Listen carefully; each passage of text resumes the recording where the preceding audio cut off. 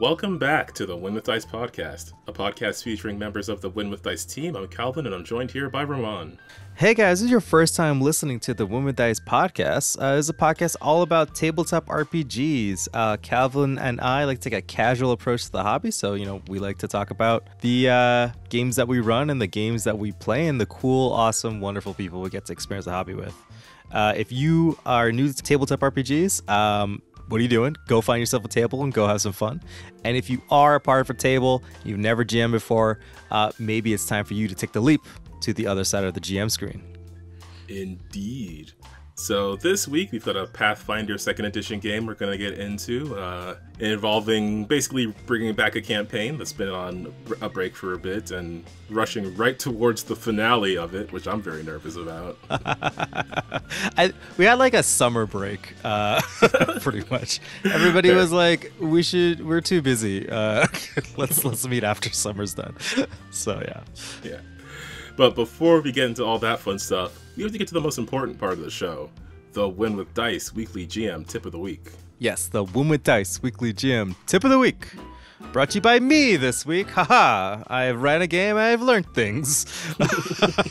He's back, everybody. Fools of the internet, I shall show you. No, I wouldn't call you guys fools. You guys are awesome. I love everybody who... everybody who listens to the podcast, fools in the way that I think you're endearing, and I love you guys. Yes. Anyway, thinking about lovable, endearing fools, let's talk about NPCs, especially when you have a lot of them.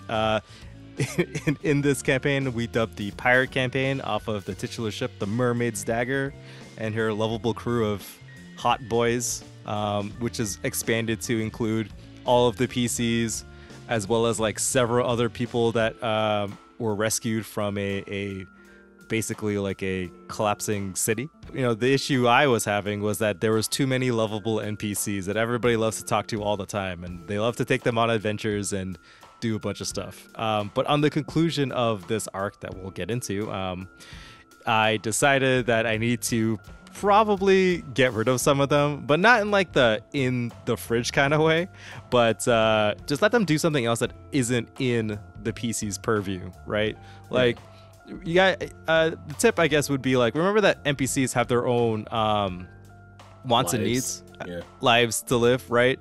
So feel free to just let them, even though the players like the NPC and the NPC doesn't dislike the players, but sometimes it's good to separate them. Like you could have them doing stuff in the background, you could have them go off on their own adventure, and still helping the PCs, and still like they NPCs, again, it's also like having a cool NPC that the players get to interact with is a reward in itself for the players doing a good job role playing. So it still feels earned, and I think that like I took a bunch of the NPCs and put in their own little group, and they're off going to do something to aid the aid the player characters, right? So if you find yourself with too many funny, wacky characters that are just kind of following the party, make a B team, make a secondary party, and then just like send them off, and then eventually that B team will reunite with the players, and they can have their own adventures. Maybe they'll get some cool scars or learn something new or become their own person if they've been like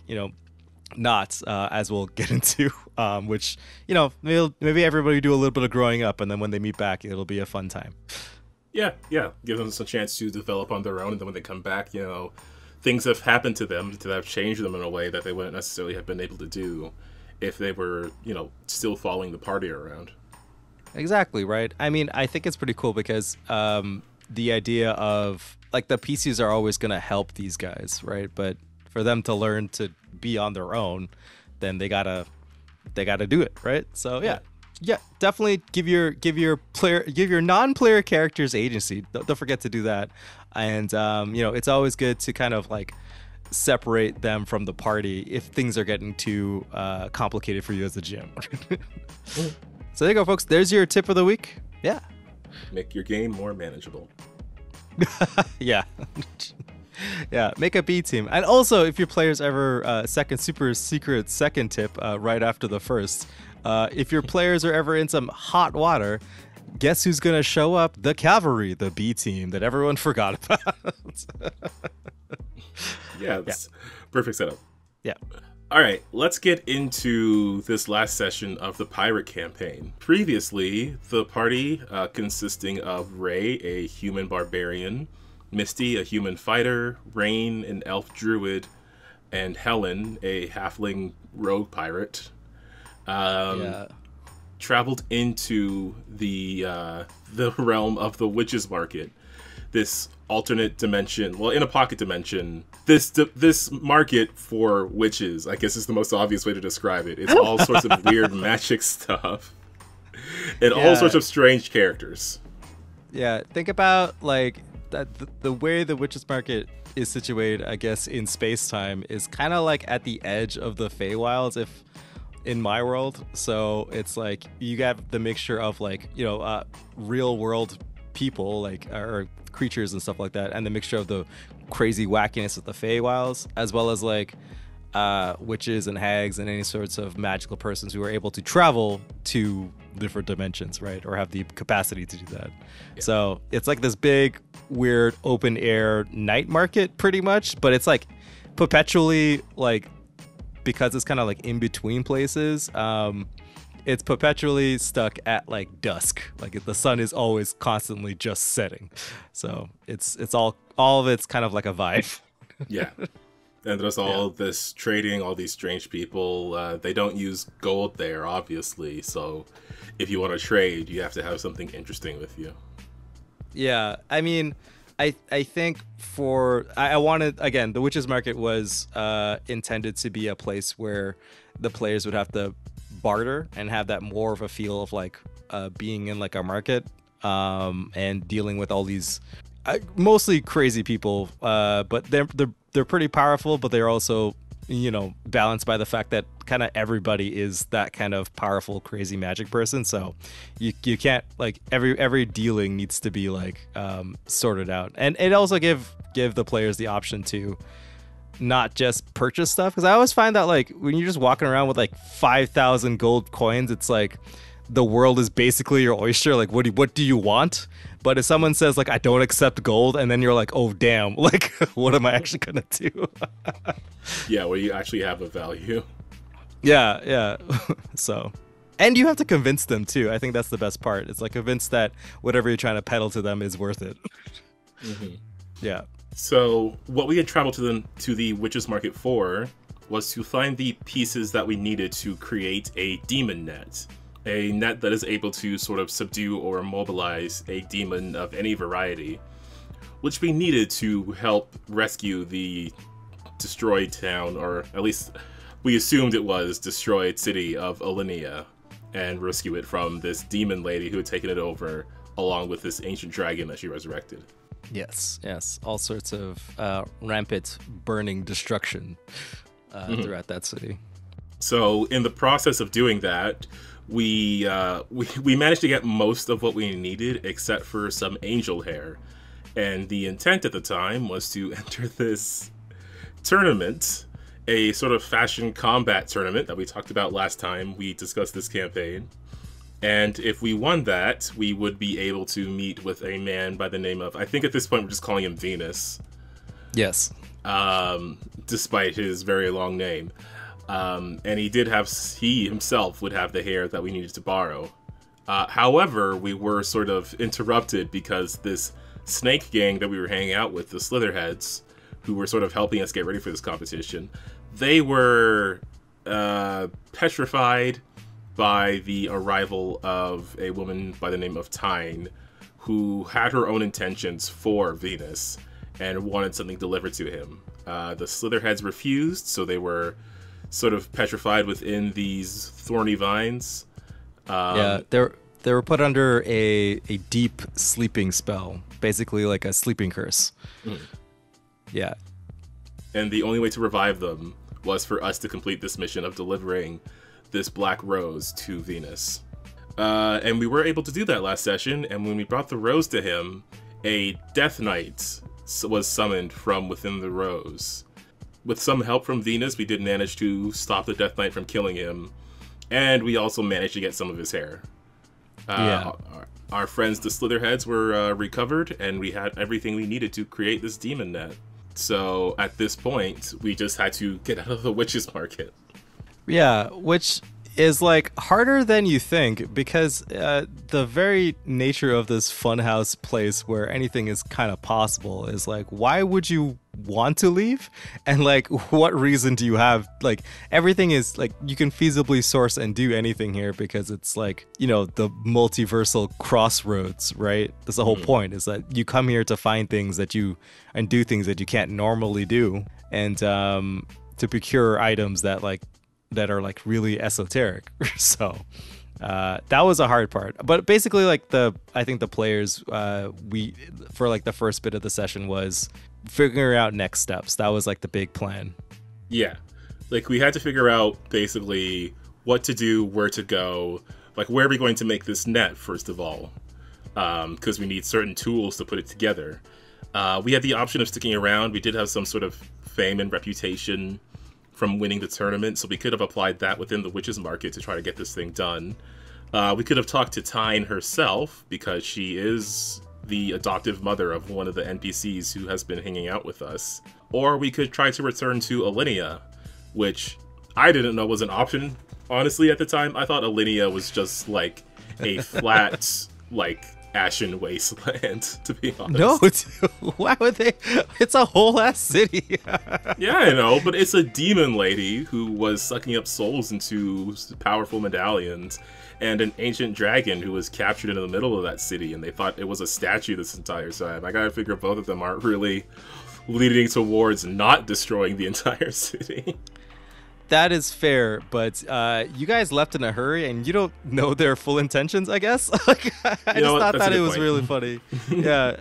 Well, the idea is to return to Alinea was specifically because Brian, or Brienne, spelt Brian, BRY''AN. Yeah, a real fantasy ass name. So Brian, she needed her equipment. She needed a place to actually create this, basically like, extremely powerful magic item, and she couldn't do it in the witch market, pretty much. Or like, you have to. I gave the option to the players to burn their fame at the witch's market to get Brian the space and equipment and supplies and stuff like that to make the item, or you know, go back to Alinea, which like you guys would do eventually anyway, and go back to her, you know, her workshop. Hopefully it's still there, but that was also a plan. Or seek the aid of Tyne, her Fey godmother, one of her Fey godmothers. Yeah, one of the three of them, who were all varying levels of super powerful and incredibly dangerous, and very like how dangerous they are kind of depends on their mood, I guess. Yes, very Fey-like. Mostly just depends on, you know, how they woke up that morning. So one of the things that came up is the possibility that there is already some sort of resistance going on in Alinea, which, again, because we haven't seen it in so long, is entirely possible. Yeah, and like Alinea was, so I may not have brought this across, but like the elves in the world are actually like mad strong. It's just that ancient dragon was mad stronger. Like Alinea had like basically like a floating fortress with like a golem that had like eyes that had 360-degree like vision, and a whole like host of like Griffin riders, knights, pretty much, that like patrolled the city. Like that place was like extremely safe. On top of that, they were located like on the coast, but like the back of it was like on like this forest that is actually full of demons. And the fact that a forest full of demons, they couldn't get into the city, it showed like how strong Alinea actually was. Like, it was a very safe place compared to like the outside of it, right? Like that's how much power it projected. But obviously when it fell, shit went to hell. But anyway, yeah. I do remember like, those guys, because they were rude to me. So yeah, I wasn't too sad about them losing. Yeah, so you know, it's like basically it was like Wakanda. Like the elves, every elf city is basically Wakanda. Yeah, not impenetrable, but very, very advanced. Exactly. So I mean, yeah, I guess it makes sense that there would still be some of it left. Again, I just definitely thought from what we saw when we left that place was just a crater. Just smoldering. A nuke went off in the shape of a dragon. Yeah, true. Yeah. But so one thing we did want to do is talk to Mournstone. Mournstone being a wealthy merchant who we did some jobs for before we had gone to the Witch's Market, and who we had actually been talking to recently before we had gone to the Witch's Market. And he might have some more information on what the situation in Alinea could be. But he did also ask us to bring him back something interesting from the Witch's Market, because I guess he doesn't go there regularly himself. We did find something for him, sort of this enchanted scrying telescope. It basically has like scrying and X-ray vision within a limited range, pretty much, from what I understand of it. Yeah. It was fun because it was very last minute, because I even forgot that Mournstone requested an item, because you guys originally asked like if Mournstone could get them to the Witch's Market, but he was like, I can't go there. Do I look like a witch? I'm just a successful businessman. I can't just teleport wherever I want. But he did request to get a cool magic item, which I just asked the players. I was like, what do you think Mournstone would like? And you guys would be able to find it at this point. Yeah. You guys have adventured through the Witch's Market and made a bunch of new friends and stuff. So someone will sell you something for a price. It's fine. Exactly. So we got that for him, and then we had to plan what to do with the Demon Lady, Mistress Sonata, and the Ancient Dragon Smitherax, who had, it seems at least, taken over Alinea. But during that discussion, we found that we were being followed by a shadowy figure. And when we tried to keep up, we tried to sort of confront them. The figure disappeared into an alley, and then they seem to have teleported away with some sort of fiery magic that left a smell of sulfur in the air. One that was fairly familiar to us. Something to do with Mistress Sonata, perhaps, though maybe a minion of hers, not something as powerful. So we were sort of on a time clock at that point, because we were basically talking out loud in the midst of the Witch's Market about what to do next. Yeah, the party was riding off of their fame as being, champions of this fighting fashion tournament. And, you feel on top of the world, and you're just like, oh yeah, by the way, now everybody knows where you are and who you are. They're like, we're famous, awesome, but oh shit, we're famous. Exactly. So Mistress Sonata probably knows they're coming, if not definitely. Yeah. So at this point, and this is the thing that I kind of was curious about, at this point, Brian, who we mentioned, is the one that, has this Fey godmother, and if I recall, whose blood was used to revive Smitherax in the first place. Yeah. She went off with a bunch of other NPCs from the ship, and their intent is to go meet with Tyne and hopefully gain something from her. Yeah, I think they're gonna go to Tyne. I think we've decided to go to Tyne to get some assistance, as well as kind of figure out what to do about Smitherax specifically, if I recall. I might be remembering that incorrectly. And the idea was to meet up back later once they've gained either to create the demon net, or to figure out a way to deal with Smitherax, or at least assist somehow. Yeah, because the situation that we had seen was that the demon Mistress Sonata, she showed up and she was using this orb to control Smitherax, which, I mean, I have guesses of what it is, but my character would not know, so I guess I can't say anything, but I don't know if I want to touch that thing. But yeah, I'm like, if we have the demon net, which we used last time to sort of subdue Mistress Sonata long enough for us to escape, then we have a pretty good shot of taking her down. But we don't really have any sort of anti-dragon weapon like this. We don't have anything on us that we can use against Smitherax himself, which is something that we kind of need. And Brian also mentioned just wanting to, I guess, do her own thing in a way. Yeah. So Brian met the PCs really actually randomly, to be fair. You guys just entered in a random bake shop, and Brian at the time was just living a simple life as a baker. But then, the plot happened, and she got wrapped up in this plot to revive Smithorax. She had no clue her blood was magical. She didn't really know any of her parentage. She just grew up, to be fair, with Tyne and her other sisters, or Tyne's other sisters. So yeah, so I guess she's going to learn something else as well while she's off meeting with Tyne. She has to go do her hero's journey with some other locals from Alinea, to be fair. Silver, being the combative NPC, I guess the combat NPC is supposed to keep everybody out of trouble. And Zendaya, the intelligent, I guess, bookworm type of person who's, to be fair, has never really gone out on an adventure before. So yeah, I think when we went to Alinea in the first place, we were specifically going there for the NPC Zendaya, who I think had a different name before we decided on that name. I think this was a party decision. Yeah, I think it was a party overrid the GM being, her name is Zendaya. But we were going to visit her for some, I think, historical records to do with the medallion that was sort of at the center of the campaign up until this point.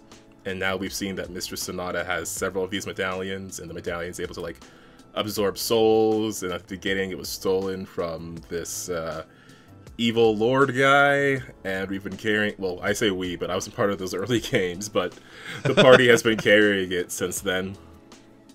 Yeah, the central MacGuffin device, I would say. But yeah, and then they got wrapped up into this nonsense too, and their home was destroyed. So to be fair, I think it's actually kind of cool that they're on doing their own thing. I was yeah, I'm down to figure out what's going on with those characters. I'm excited to just kind of figure out what's going on in the background for these guys and not have them just be there with the players. So yeah, exactly. So they are going out to do their own thing. Angie, this hag in training, who is going to help them with the teleportation, left us a conch to contact her when we were able to meet up again. But we were trying to figure out, how are we going to get out of there? Because Angie was the one who helped us get into the Witches Market in the first place. Despite getting us into this dimension, 50 feet off the ground. Yeah. So, not great teleportation, but we were trying to figure... Yep. It was Angie's first time doing it. She didn't know how to do it. Angie. Everyone likes her. My character still doesn't, because... My character met Angie because, she got kidnapped by a bunch of sea hags who wanted to take her specific cursed halfling blood. Yeah, but Angie was the runt of the coven, and everyone made fun of Angie and was mean to her.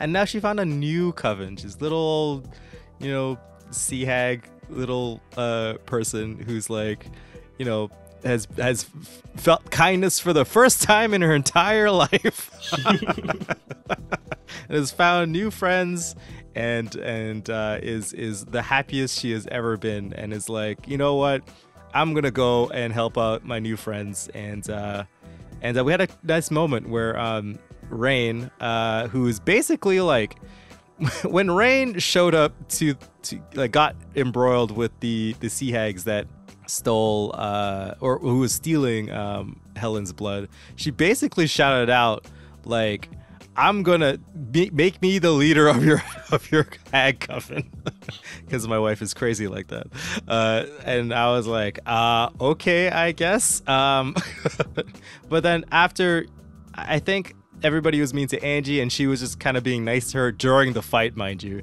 Angie, decided to say hey, I should forget these guys. I'm gonna hang out with this cool lady, and decided to switch sides and help the players out. And now she's a part of the NPC crew. But there was this nice touching moment where everyone kind of leveled up and everyone got like new abilities and stuff like that. And Rain's player decided that, you know, she didn't need to keep holding on to this like first level like healing staff or staff of healing. So then she like gifted it to Angie, and this is like the first time anyone's ever given anything to Angie. So she was super excited and wanted to make her new I guess head hag coven boss, you know, do a good job. So she was like pretty proud. I guess. You know, I was thinking actually, for people who might know my other character, Teeks, a literal changeling druid, in the other games that we've been talking about, the other campaigns, she would love Angie. Yeah, Angie's actually what I think Teeks thought her mom would be like. But that's fair. I mean, hags and witches and silly magical fae people in my world, they kind of just meld into each other. I mean, there's some good people, there's just some bad people, but it's mostly just like you know, like animal plus personality. Like yeah, Teeks would have been like cool older sister, but Helen is just like waiting for the other shoe to drop. Yeah, dude, like it's hilarious. Like I think the relationship between Angie and Teeks would be great. Like she would be like, "You're the mom I always wanted." I mean, I don't know about that. I feel like Angie's younger than Teeks. No, Angie would be like Teeks' mom. Oh yeah, that 100%, 100%. But yeah, so Angie and Zendaya and Silver, who was actually once a player character that, you know, they played with a couple sessions with us and haven't played since, but that's fine. I mean, her character was super badass, so, you know, there you go. You just NPC-fy player characters. And, yeah, she's like the coolest one on the ship. She is like the only one of that particular group of 4 people, of Brian, Zendaya, and Angie and Silver. She is the only one who was actually part of the ship crew, so it was kind of sad for Helen, at least, to see her go. That's true, and but you know, that we'll see what happens to these guys. Maybe they'll come back better. Maybe they'll come back worse. Who knows? But yeah, they went to head off, and we were trying to figure out a way out of there, way out of the Witch's Market dimension in the first place. And it turned out that we didn't actually need Angie's help to leave, because as Angie indicated to us by pointing in the right direction, there was a tent that had I guess it had an exit sign over it. Yeah, it was basically like that. Another one of the my players have decided to make up stuff for my game, and I didn't have to do anything. Yeah. They're like, there's an exit. It's hard to get in to the Witch's Market. It's you know, it's not difficult to leave. Yeah. It was described by one of the players as like the very opposite of the Hotel California. You can actually check out anytime you like. You can leave whenever you want. So we did have one last scene to take care of. We stopped by the Lost and Found and met this mysterious old lady who says, you know, you lose it, I find it.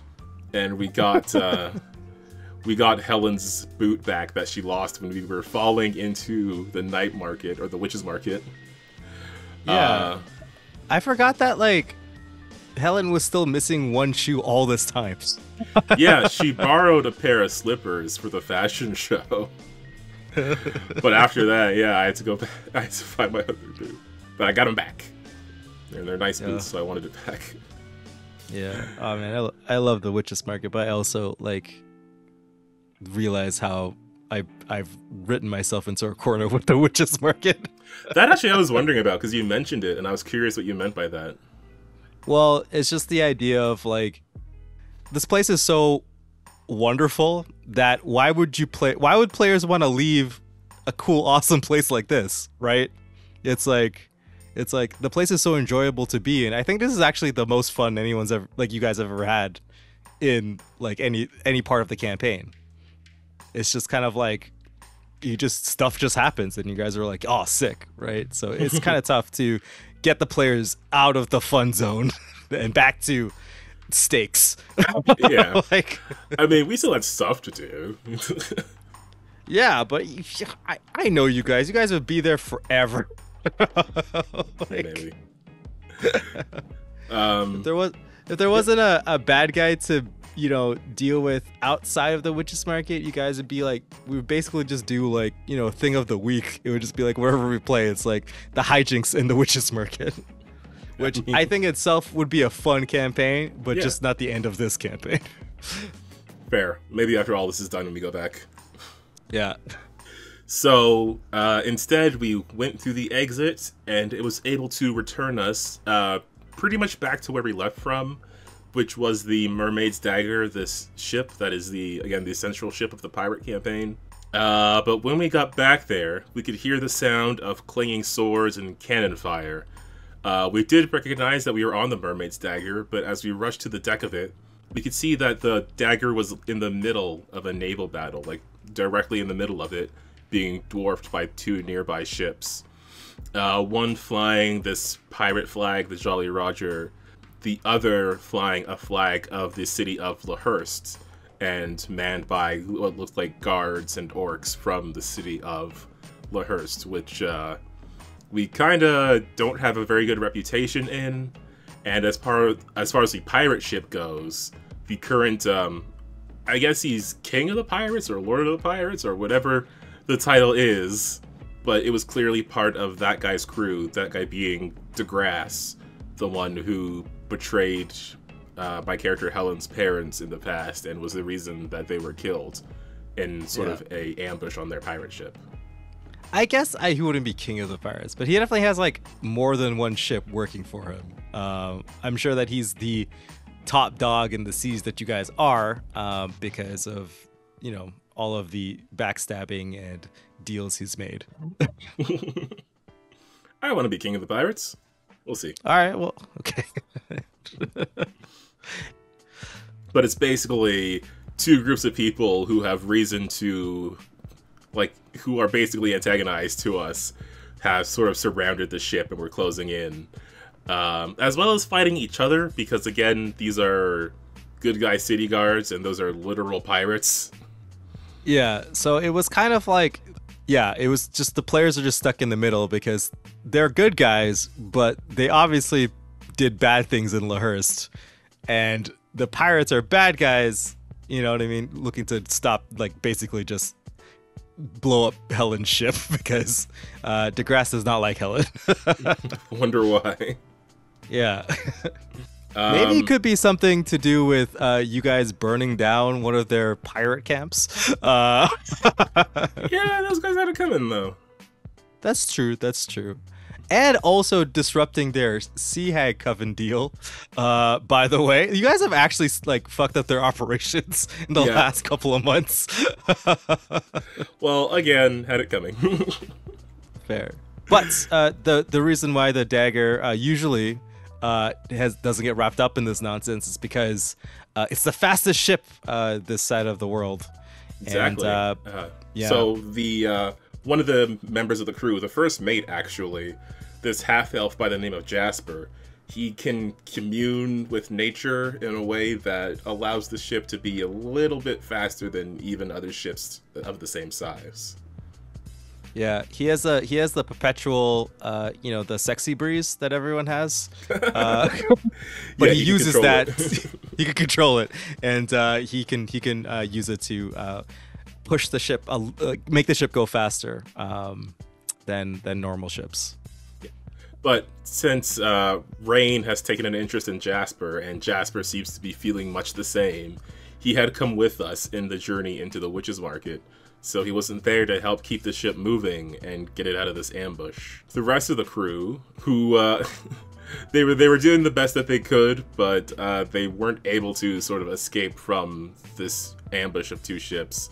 And by the time we got back, the dagger itself was being boarded by various enemies. So we kind of found ourselves in this small combat space of the deck of a ship that's already a relatively small ship, being boarded from either side, both on port and starboard, by enemy combatants, with Town Guard and orcs on one side and various pirates on the other. Yeah, it was. I like to think of it as a kerfuffle. That's the official. That's the technical term for it. Yeah. Yeah, that's the technical term of what is happening. Is a big kerfuffle on top of the deck, which was kind of cool. I mean, the combat was pretty chill a little bit. At least I don't know. I hope that you guys. I don't know what you guys felt, but to me, I was like, oh, these guys will be fine. I'll just put like 30 dudes on the boat, like. Yeah, it was a large number of, because at the level we're at, like normal dudes, we can usually handle them pretty well, but they had the advantage of numbers, and then some stuff did happen in the middle of the combat that kind of made it a bit more stressful too, which I'm sure we'll get to. Yeah, so the combat itself, it was basically just keep the bad guys away from like these 3 zones. So there was like the I don't know what it's called, but it's like the steering wheel of the ship. I forget what, I don't know, like the part where you know what we mean. Yeah. So there's the center mast where like the mast is, and then there's the mermaid's dagger is also equipped with a alchemic ballista, courtesy by the shipwright that's on the ship. And basically it's like after like at the end of every round, depending if there's an enemy adjacent to any of these spots or like where they're marked, the ship is slowed down by some amount. Like either they can't blast their way out, or they're messing with the mast, or like, you can't, drive the ship properly. So, and every round that's free adds up. So there's like a tallied amount that the players need to get to for the encounter to be over. So it's basically just like keep the zones clear from all the dudes. Yeah, exactly. Yeah. And as we were trying to do that, so we had some back and forth with these pirates. Helen was getting in there with a surprise attack in the first round. Rain landed a crit with a flame sword that she is able to summon from the medallion that she carries. Misty, fast fingers, fastest daggers in the West, was doing some rapid dagger strikes. And Ray was just barbarian swinging into these guards. And he was also being backed up by Pedro, this flying pterodactyl that he adopted some time ago, that we had to leave behind, but now returned for battle. Yeah, you can tell I'm a yes and GM by what is happening. Like, it is... every time we get back to this campaign, I'm like, what? It's a little unbelievable that my players have so much shit, but I love it. It's fun. It's a fun chaotic mess, trying to steer this campaign in the right direction. But yes, so there was lots of cool fighting. We found out, I think it was very funny because Calvin, everyone thinks I'm the ruthless GM, but Calvin has killed more player characters than I have at this point. You'll get there.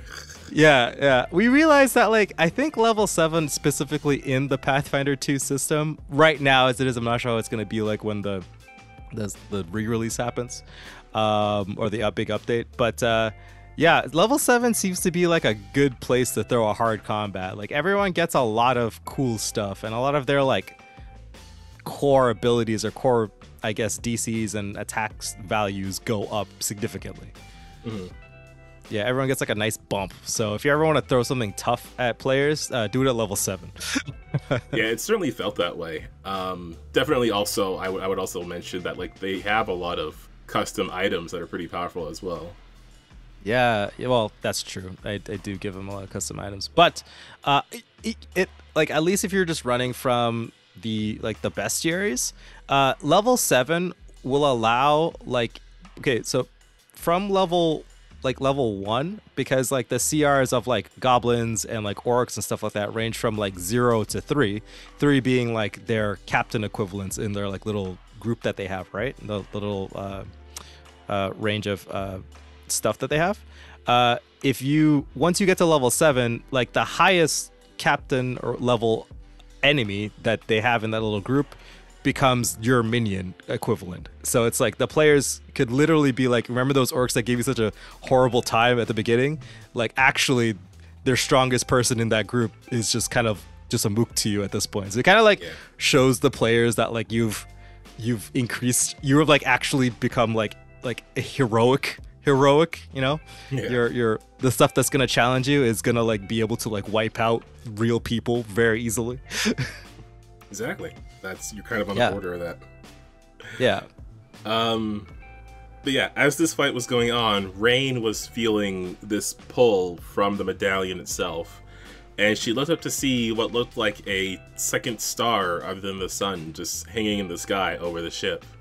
But before she could do anything, more pirates appeared, and more of the Lahurst guards were trying to make their way towards the steering wheel of the ship. So Rain was helping to protect Jasper, who the guards were approaching. Helen was leaning into some bloodline magic that she discovered she could use when I did a sorcerer dedication. Misty did a cool-ass knife throw and landed a couple of crits because she's a fighter, and fighters are crazy dangerous. Yeah, Pathfinder 2E loves fighters. They're like, you know who needs it? Fighters. For too long, the fighter has gone underpowered. Always outclassed by the exponential power of the wizard, but no more. If you want things to die, you just be a fighter. This is true. Yeah, which is sick. I love the fact that Misty Fastfingers lives up to her name. she's so good with knives. Mind you, if she chose to do like any other weapon, she'd be rolling higher dice values and the numbers would just get ridiculous. But I do really like the fact that she's like just like she could just actually just murder people extremely well. And she comes from like a criminal background where it's like the reason why she's called Misty Fastfingers is because, she is a really good at murdering people. Yeah. Not even like good at sleight of hand and thievery. She's fast at stabbing. She's fast at stabbing. Ray was channeling rage and smashing into the Lahurst guards, sort of fending them back. And again, Pedro was like swooping in and striking them. The pirates were... Yep. Yeah, I was thinking at one point Pedro picked up a dude and just tossed him in the water because I was like, I'm pretty sure Pedro could just do this. He's like a big pterodactyl thing. He could just grab somebody and toss him up. I think that's fine. Helen was like, again, doing electric arc, blasting some of the guys that were surrounding her crew. And then at this point, Rain tried to use the spell Earthbind on the glowing object that she had seen over the ship. It got brought to the ground, it hit the deck, and it turned out to be this sort of flaming demonic portal, and demons began to spill out of it. And they said the phrase that sort of kicked off the chaos of the very first session, when the players, instead of sneaking through this lord's house, they showed up at his front door. They said the same thing the players did: "We're here for the medallion." Yeah, that was good. I do wish I had been there, but every time I hear about it, it sounds just perfect for this crew. Honestly, man, like it was one of the most stressful times because, like, I don't know, I was GMing for a while, so I was like, I think I could pull this off because I planned all this stuff ahead of time, but then obviously no plan sticks with the player's actions, right? Like you show up and you're like, they're gonna do this thing, and then they decided to forget all of that and just walk to the front door, even though you planned a whole dungeon for them to do, which, to be fair, I think set the pace for the campaign overall, where it's kind of like a chaotic mess where I'm literally laying the tracks in front of the train. Yeah. So I haven't stopped since that. It's been 3 years of me tossing tracks down for this careening train. But anyway, yes. I don't know what the Earthbind spell actually does. I think it actually forces flying creatures to land. So I don't think this thing was a creature, but it was a portal. So I think it was fine. Most of the times, if somebody says this is what the spell, just the name of it, I'll just say, yeah, that probably can work. It's fine. Yeah, I think that's one of the strengths of your style of DMing is you're a lot looser with that sort of thing. And you're more of a yes and kind of guy. You kind of lean into that a bit more, especially with this campaign. Yeah, I feel like I was gonna say, but specifically like the this instance was not good for the players. If Rain just left it there, I mean the demons might not have showed up, maybe, like, right? But the fact that she was like, no, I'm gonna not take my turn where I can one-shot bad guys. I'm just gonna fuck with this thing. I was like, nice. Like, sure. It is also more narratively interesting, but yeah, I was just gonna say, like, I feel like he would probably have done that in our Pathfinders of Aeon campaign. Another campaign that we maybe talked about briefly on the channel that we probably haven't mentioned for a while. But there was the other campaign that you were running. It probably would have happened, like the same thing might have happened there if it was the same group of players. I just feel like that group is a bit more stick to the rules type of group, and this one's a lot more let's do some silly improv stuff kind of group. Yeah, definitely way more improv coming from our pirate campaign group. That's why it's always a blast to run for you guys, because even I have no clue what will happen. Yeah, I think the other group was more like, how do we use the system to do whatever thing we want to do, even if it's a silly thing, and then this group is more like, what's the silly thing we want to do, and then we're just going to do it. Work backwards, yeah, it's like... Yeah. So yes, so a portal shows up, and demons are I think 2 fire demons. I forget what they're called. I think they're actually called arson. Oh yeah, like 2 arson demons they're called, and then 2 arson blood demons. Yeah, 2 arson demons and 2 blood demons. I don't think I've played the blood demons how they're supposed to be played, but I like the idea of they're just like blood and gore. I think that's what I read. And the arson demons was like, specifically they were immune to fire, so like the greatest weapon that Rain has ever wielded is completely useless against these guys. Yeah. I was like, oh, sick. I solved one problem. Like, and they're on a wooden ship in the middle of the ocean. Yes, I was like, perfect. Yeah, so there we are with pirates and town guards and demons on this ship, and they're all fighting each other, and they're all fighting us. And we're still trying to escape those other 2 larger ships. I think it was very funny because at one point, everyone tried to convince the all of the humans, right, and orcs and stuff, like all the regular people, to leave the ship so everyone can deal with the demons. It's like, hey, you could just leave or whatever, right? Yeah, and like there was some diplomacy rolled and some deception rolled too. Well, yeah, because Helen was trying to say to like the pirates, like with intimidation, she was like, either get out of here or help us fight these creatures off. They're enemy to both of us. But no, I rolled really bad. I consistently roll bad in this campaign. It's very funny because Helen also has these cursed coins where she can basically like extend her halfling luck ability for a couple more times a day. And every time you roll, it's only slightly better or just worse. Yep. I used one of my coins for a reroll, and I got like the first roll was a 3 and then the second roll was a 5. Yeah, so the pirates and the Townsguard, all of the regular people who were caught up in this mess, or I guess mostly causing it, but who were caught up in this demon fight, has basically said like, no, you summon the demons, and you're obviously a sea witch, and we have to defeat you because you're evil. Exactly. And Rain tried to lean into that a bit, so we're trying to convince them that we actually did summon the demons and that they should run away and get out of here. No. That's not what she did. She was trying to convince the demons that she was working with Mistress Sonata, the evil bad guy. Oh, wait. Oh, I thought she was talking to the other... No, she was trying to convince the demons to that they were on the same side. Oh my god. Oh, I thought that was directed at the other guy. No, but that definitely, because she's like, I shouted and like in a commanding way, like, finally you're here. I am working with the bad guy. And she rolled a 1. Now I was like, now definitely everyone thinks that you guys summoned the demons, and they are definitely not leaving the ship. Yep. So yeah, we're still in the middle of this 4-way fight. Rain then tried to absorb one of the demons' energy into the medallion, but only like knocked its sword out of its hand. Basically, just only pulled the sword away.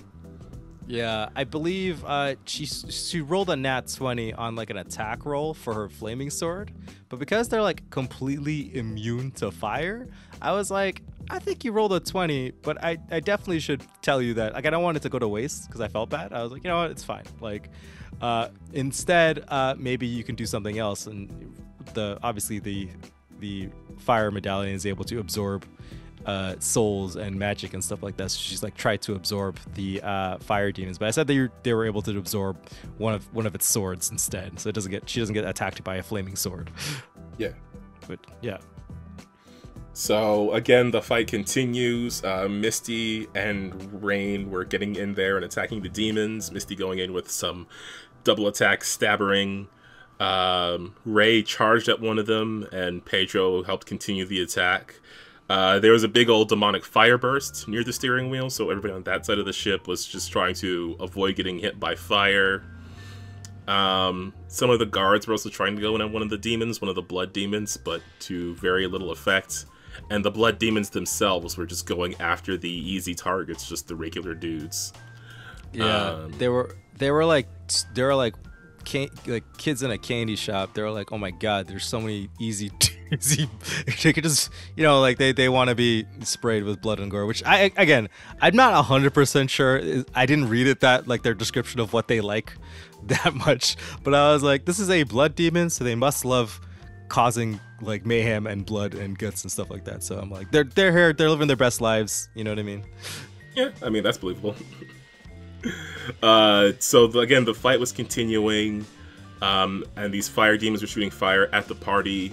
Rain used the Gust of Wind spell to knock one of the fire demons off the boat, and he fell into water, which apparently causes arson demons mental damage. Which I thought was so funny. It's like they're not physically being harmed, they're just like mentally being harmed. Like, cause, they're functionally just an immortal concept, right? So they're like splashed in water and they're like, no, I can't get wet. The agony. And it's like a pretty big chunk of damage too, if I recall correctly. Yeah, it was like, well, I think the actual thing was like 5d6s, but I said 66s because I thought 66s sounded better off the tongue. I was like, yeah. I was like, it's just roll them. So one of the fire demons ended up in the water. The other one was killed by Misty, who again is a fighter and is gonna do a ton of damage. Yeah. And Ray was able to just completely wreck one of the blood demons. And then the other blood demon basically saw that at this point all of its allies were gone and most of the other like pirates and guard had scattered or run away. So it just decided, you know what? I had my fill for the day. This was a good day for me. I'm gonna go. Yeah. Well, yeah. I think actually it didn't just poof away. It decided like the fire demons were there specifically. They all had names. Oh no! It went to the. Oh yeah, they did also have. They all had names. He basically was like, wait, the two fire demons who were basically in charge are gone. All of the dudes who were on the ship, like the easy targets, are gone. And he looked over at the PCs and he's like, and he looked over like at the one of the, I think it was the pirate ship. I was like, he was like, I can be on this ship and like, eat healthy with like salad and stuff like that, or I can go to a buffet. Right? I appreciate that we're salad. Yeah. It's like, you guys would be a tough fight. It would be healthy for me because it would be a good fight, but then I could just be a menace. Yeah, so he did leave the ship, but he went to the pirate ship and then just went ham on it, which is fine for me, to be honest, because those are DeGrasse's pirates and I want there to be less of them. That's true. I don't know why I chose the pirate ship. I think I decided that, like, wherever I was facing, the right side was the DeGrasse's ship and the left side was the the Lahurst ship. So I was like, oh yeah, he's on the right side. He's just gonna go there. Yeah, which is good because that would have been my preference. Yeah. And then you guys managed to sail away. Yeah, between Jasper and Rain, we were able to summon enough wind to just speed on out of there and evade fire from either of the ships, which I guess are sort of busy with their own thing.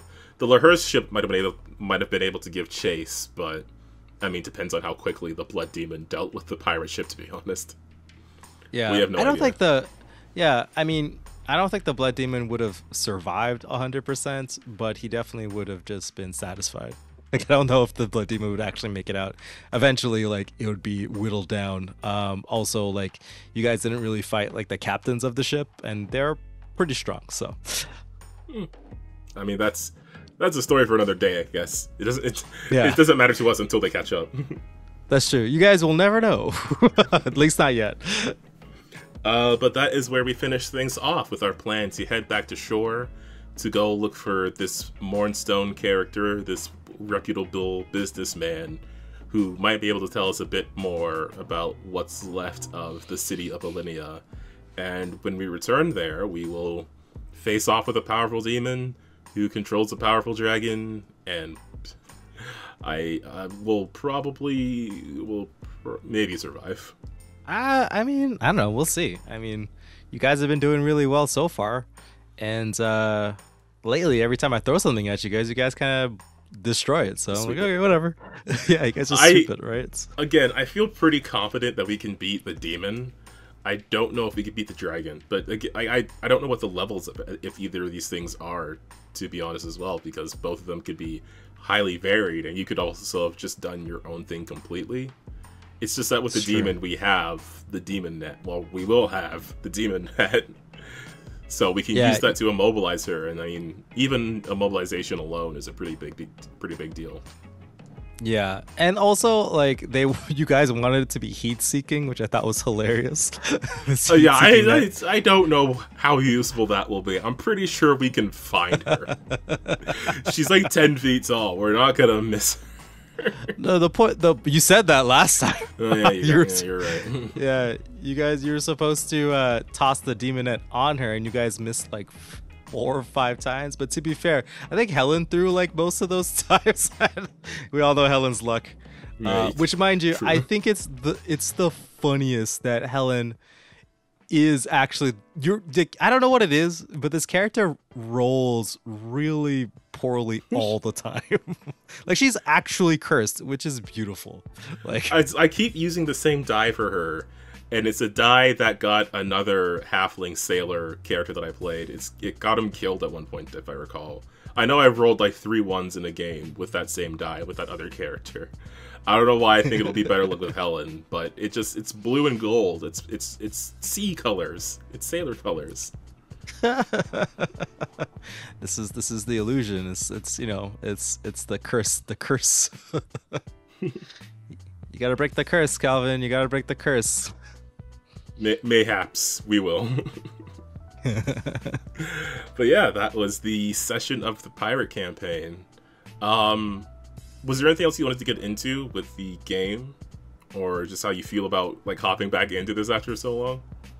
I guess it feels like a while, but yeah, it does feel like a while. It's been at least a couple of months. I think that this session I knew, like, after wrapping up the fighting tournament, right, and dealing with Venus, I knew after this it would be like the next leg of the campaign has to start, and I just wanted to. This session was basically like where do you guys think the plot's going, or what your characters wanted to do, so I can prepare for it, pretty much. Right. It was one of those like ask the players what they wanted to do, and which is good. But yeah, I don't know. It was cool. It was one of those like last minute sessions where we're like, oh, we're all free. Do we want to do a session? And then I basically didn't prepare anything up until like that morning, where it was another napkin session where I just kind of like I sat there and meditated for like 2 seconds, and I was like, I have an idea. I was actually gonna ask like how much of that was your napkin prep, because I was thinking at least the ship combat would have been something that you thought of before, but I wasn't sure how much else. I mean, to be fair, this ship combat was like, I thought about it because I was watching like the live action One Piece series that came out on Netflix. Yeah. And I was like, oh, they're gonna go back to the ship. Oh, sick. Yeah, I think a cool ship battle would be fun. I also thought about, making up some like ship combat rules and stuff like that, but I decided that like, it wasn't really worth it. And everyone just leveled up too, right? I didn't like at the table, I made the decision to be like, okay, there's not really going to be any actual ship combat. I think it would be more fun for you guys to use all these cool new stats and abilities, on some threats, I guess, that weren't really threats, and then discover some more intrigue with the big bad. Because to be fair, other than destroying Lahurst, you guys haven't really interacted with the big bad very often, or like any like afterwards, like because like after Lahurst there was like you guys fought some hags, then you guys immediately went to the witches market. Destroying Alinea. Oh, sorry, Alinea, not Lahurst. Too many fictional nouns to keep track of. But yeah, sorry, destroying Alinea, and there wasn't really much of an interaction other than like this lady's obviously the bad guy, right? So I wanted more of her to be a presence in the thing, into the story. So I'm glad that I got to sneak that one in, pretty much. Yeah, but I mean, we were in the witches market for a while, so yeah. I'm also like, I want to end the campaign. I think the finale of Tim's unintended consequences made me feel like I should probably end. Not like I don't want to stop playing with you guys or whatever, but it's like I definitely want to at least end one campaign in my life. I have never done that yet. I've played with lots of people. I've played in lots of campaigns that have ended, but all of the campaigns that I've ran is either stalled out or gone on hiatus for a long time. But I kind of want to end this one. This one is like I feel really good, and I was like, okay, let's focus in. Let's get the story where it needs to go, and hopefully I can end this campaign this year. That's the goal. We definitely feel on track for that. Maybe like a couple more sessions because of how long we play. I feel like we're closing in on that, which I didn't really expect because I thought we would need a lot more backup to get to Alinea, but now that I know there's actual people there and we might be able to muster some sort of resistance, I think we can do it. Yeah, I know. And like this campaign is the most it's like really sandboxy in the terms of like most of the campaign has been players' choices, but players' ideas actually. This whole campaign is me just facilitating the whims of my players at this point. Not that I don't have this, like the story itself. I have an idea, like I know what I want to do with it, but a lot of like the cool interspersed parts are like mostly just made of my characters' backstories.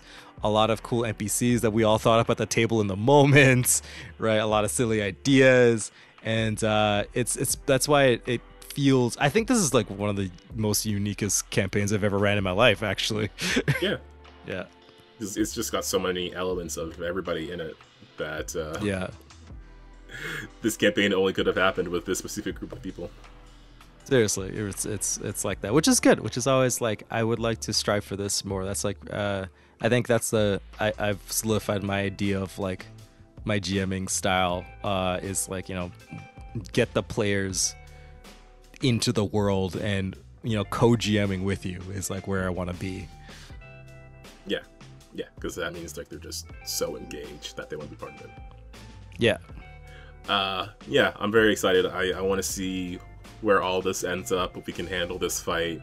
And I'm curious to see what you might do next, because we were talking about Adventure Paths, we were talking about Rise of the Runelords right before this. I was super sure there was a Pathfinder 2e conversion for Runelords already, but apparently I'm mistaken.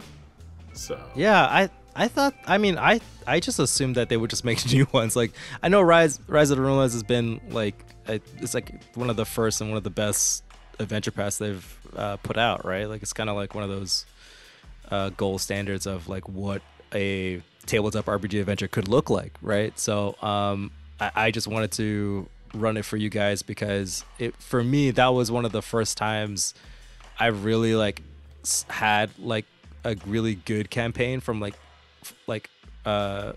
first level to the end of the campaign. Like it was like a good ride, and I don't know.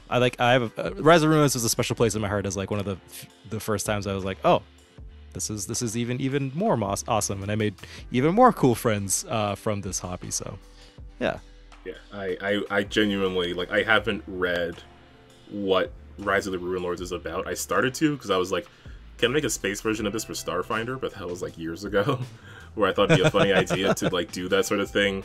But at this point, like, I just want to play in it, and hopefully you run it at some point. Yeah, definitely. I'll do it. I'm holding off on learning more about it until then. That's true. We should probably do it, because I don't know if I'll do a good job, but I want you to experience it. It'd be cool. I'm sure it will be. And if you guys out there want to hear about that or any of the other games we talk about in here, we get into Pathfinder and Lancer and all sorts of fun stuff on this channel. If you want to know more or hear more about that, then definitely, subscribe and stick around. Ramon, anything else you want to say before we get into the outro? No, I think we're good to go. All right. Well, thanks a ton, everybody out there, for stopping by and checking out the podcast. If you want to see more episodes, definitely check out the channel. There's a playlist, or a podcast playlist, of all the other podcast episodes. As well, if you want to see some live gaming streams, there are playlists of those also. As far as the gaming live stream schedule goes, we've got Alan Wake, we've got Baldur's Gate 3, we've got Dead Space, which is finishing the week that this is coming out. And actually, Alan Wake, I think, is going to be finishing this week as well. So by next week, we'll be playing all sorts of new games. So definitely come by and check that out, as well as the Baldur's Gate 3 shenanigans that are going on. Also, if you're into the Lancer RPG, there's a bunch of cool Lancer third-party content creators linked down below. Go check them out. Check out all their fun stuff. Be sure to go and support them on all the socials and everything. And if you're into superheroes and tabletop RPGs, then definitely go check out the Untold Stories Project, where you can definitely find me a few times. I've also run some Lancer one-shots over there, and we had a crossover Baldur's Gate episode. We did a couple of those, where we got into some shenanigans in some multiplayer co-op for Baldur's Gate 3. So definitely check out all that fun stuff, because it was really funny. But that's about it. Ramon, anything else before we head off? I think we're good to go. Alright, well, for all of our GMs and players out there who are battling their own demons and their own pirates and their own city guard from the city that they kind of got into a little trouble in, just remember to keep on winning with dice, and we'll see you next time. Bye, guys.